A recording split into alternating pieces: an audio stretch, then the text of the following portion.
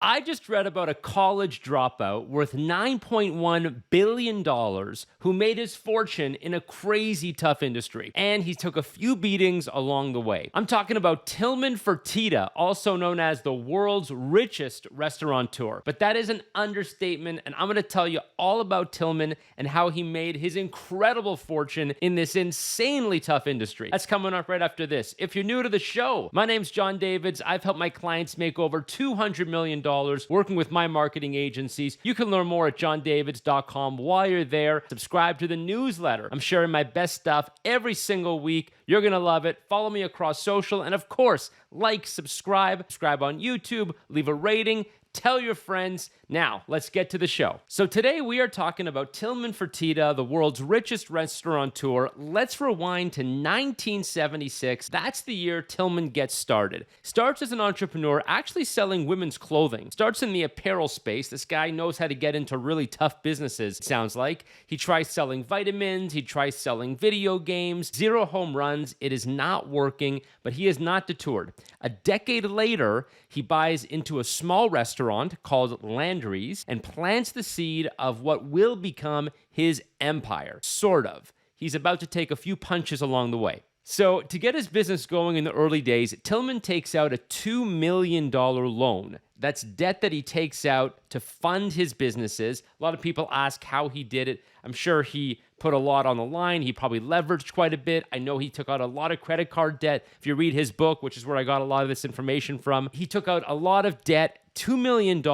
and then the savings and loan crisis hits Texas's economy, and the economy goes south. The savings and loan crisis back in the 80s, you guys aren't old enough to remember. I'm actually not old enough to remember. I read all about it. Huge banking crisis, and a lot of banks go under, and so what ends up happening is that Tillman actually ends up catching a lucky break. The bank that loaned him his money is going under, so no one's around to collect his debt. Imagine that. Imagine having a mortgage or a credit card debt, and the bank that loaned you the money actually isn't even around to collect the debt. So who do you owe the money to? Well, you owe the money to whoever is going to take over that loan, the government, another bank. But when do you owe the money? Well, you owe the money when they come calling for it, right? And by the time they come calling for it, actually a lot of time goes by because he only borrowed $2 million.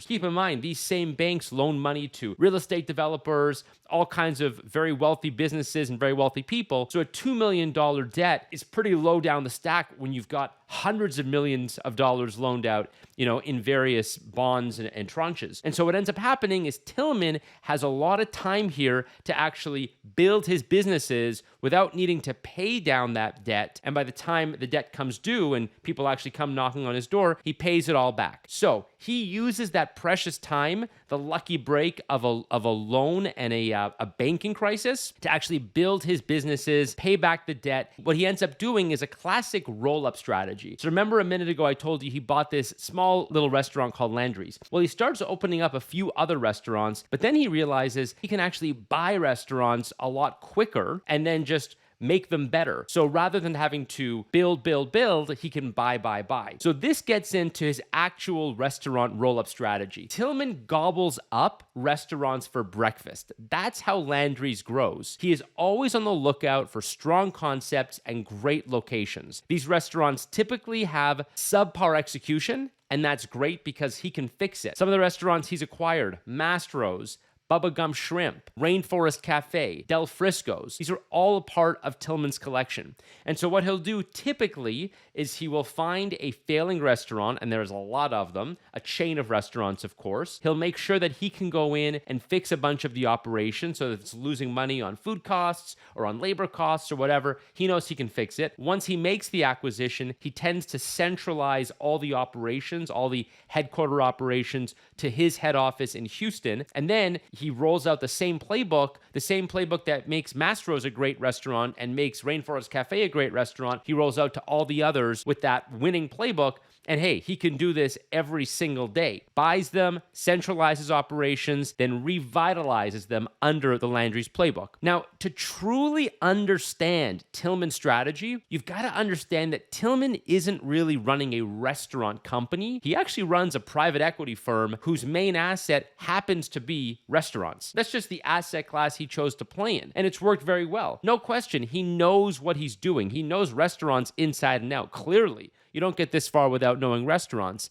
But he probably would have done fine doing a lot of other things. I've heard Tillman in interviews say, I've looked at real estate. He actually is in real estate. He owns a luxury hotel. He owns a number of resorts. He owns car dealerships. He owns lots of stuff. But restaurants happen to be what he has done the most in and the most of. But he's got killer instincts, and that's transferable across a lot of other businesses. As he says, everything he owns must make money. That's the one rule. You never let the business get ahead of the financial statements, ever. Everything Tillman owns must make money. So let's get down to the dollars. Tillman took Landry's public in 1993, valued at $30 million back in 1993. A lot of companies, restaurant companies especially, were going public back then, so he opportunistically, I think he had about 4 locations at the time, $30 million valuation, grew the company rapidly. Then in 2010, he buys out his shareholders and takes the company private again at a valuation of $1.7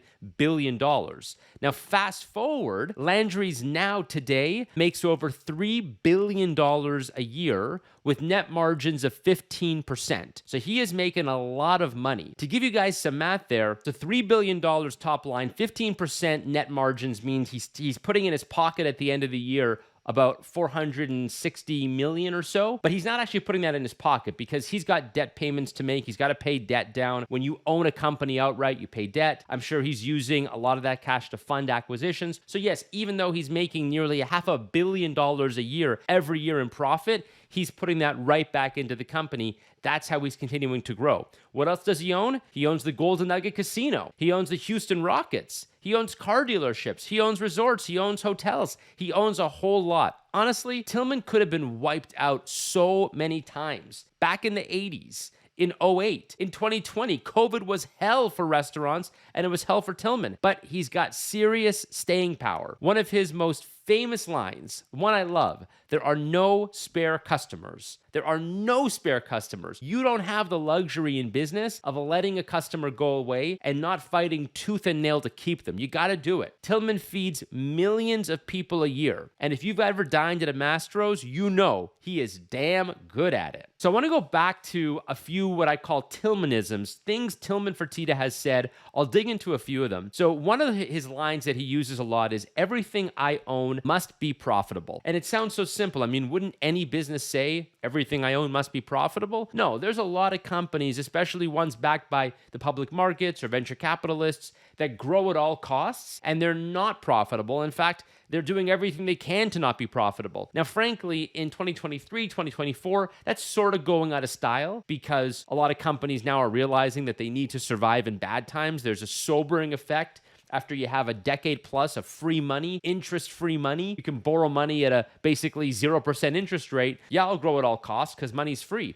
All of a sudden, when you have to borrow money at 6, 7, 8, 9% interest, it's not so free anymore. So you got to make sure you have profits so you can fund growth. Now, in 2021, he opened an online gaming business called Golden Nugget Online Gaming after his casino. And because he saw all the success that companies back in 2021 like DraftKings, FanDuel, Penn Entertainment were having with their online casinos, he thought he could get into it. Problem was, they were losing huge amounts of money to fund growth. And Tillman, after he started running this thing for a little bit, said, I cannot keep this asset. I cannot have Golden Nugget Gaming in my portfolio. It is losing money. It is hemorrhaging cash. So here's what he does. He sells Golden Nugget Online Gaming to Penn Entertainment, seemingly making a lot of money in the process. He actually sold it for $1.56 billion total selling price to Penn in exchange for an all-stock deal. So he got stock in the company. Tillman personally got out of that deal $700 million because he owned about 46% stake in Golden Nugget Online Gaming. So here's a guy who starts a company, an online casino, realizes that he doesn't really want to be in the online casino business because it loses money, turns around, sells it, winds up with a $700 million stake in another company, which he now owns. Not bad for a guy who started a crappy business. Another Tillmanism: give the customer whatever they are asking for and charge them money for it. So in Tillman's book, one of the things he talks about is the fact that when he goes to a hotel and he wants to order eggs for dinner, let's just say, and the hotel says, no, we don't make eggs for dinner. We stop making eggs after 2 o'clock because we switch over our pots and we switch over our chefs and we don't do scrambled eggs. Listen, how hard is it to make scrambled eggs? It's not hard at all. You throw a few eggs in a pan, you beat them up, you toss them on a plate, and you got scrambled eggs. And so what Tillman says is you should always give customers what they're asking for and then charge them appropriately for it. If somebody wants eggs for breakfast, maybe you charge them $15-20. If somebody wants eggs for dinner, maybe you charge them $35-40-50 at a very nice hotel because A, you don't really want them to get it, but if they really want it, go ahead and give them what they're asking for. And Tillman's establishments are actually, I've dined at many of them, they are known for accommodating the customer, and as much as they can, as best as they can, they will do what you ask and they will charge you for it. And of course, there are no spare customers. I already said it. I say this almost every day to somebody. There are no spare customers. If you're in business, you better treat every customer like gold. The small ones, the big ones, that is a very, very important thing to remember. There are no spare customers. So if you have a chance to pick up Tillman's book, it's called Shut Up and Listen by Tillman Fertitta. You can get it on Amazon. He's got a whole bunch of quotes in there. So I'm going to read a couple to you. These are just kind of some quotes that I really enjoyed. So he was talking about, for example, at one point, how do you build a restaurant? How do you design a restaurant so that you've got a lot of sales? Because this guy has 500-600 restaurants. Restaurants are a crappy business, guys. Restaurants, you have crazy labor costs, you have crazy reliance on customers that are dining anywhere they want, you're relying on them to come to your restaurant. He's done really well. So one of the things he talks about is the power of location, and not just being in a location that's convenient to the customer, but being in a location that resonates with the food. So think about this for a second. He says, you can put the greatest seafood restaurant next to an average steakhouse in an urban area, and that steakhouse will do more business than the greatest seafood restaurant, because in an urban area, people prefer steak to seafood. If you go to the water and you put an average seafood restaurant next to the greatest steakhouse, people are going to want to eat the seafood, right? So the location, the atmosphere actually matters just as much as the convenience factor. So all kinds of things. And these are relevant, of course, if you want to have a restaurant, but a lot of these psychological lessons that apply to restaurants, hey, they apply to internet businesses, they apply to medical businesses, they apply to the consumer behavior at large. And so I always find it super interesting. It's like a mini MBA when you can get inside the head of someone who's been doing something for 20, 30, 40 years, and they're the best in the world at it. It is an MBA worth taking for the price of a book. I love Tillman Fertitta. I love so much of what he's done. He's a controversial guy also. When I posted the story on LinkedIn, got hundreds of thousands of people read the story on LinkedIn. It's kind of funny. Some people said, I've heard he treats his people very bad. And then I had people who work for Tillman weigh in and say, he actually treats his people very well. I don't know what you're talking about. So the guy is super successful, has gotten a lot of attention, and has made a lot of money. I want to know what you guys think. Let me know in the comments. Get me at johndavids.com. While you're there, get on the newsletter. Follow me across social. Subscribe on the YouTube channel. And I'll talk to you guys next time.